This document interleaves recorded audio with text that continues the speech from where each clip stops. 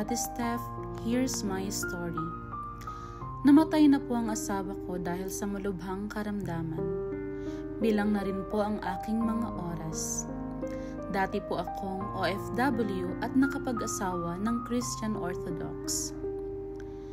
Dati kaming nanirahan sa Kuwait nung malakas pa at buhay ang aking asawa. Sa ngayon, nandito na kami sa Egypt ng aking 2 anak.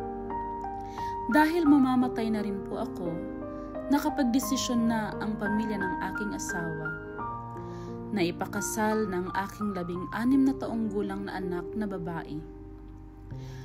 Masyado pa siyang bata para sa pag-aasawa. Hindi ko rin po alam kung tututol pa ako. Ano pa ba ang magagawa ko?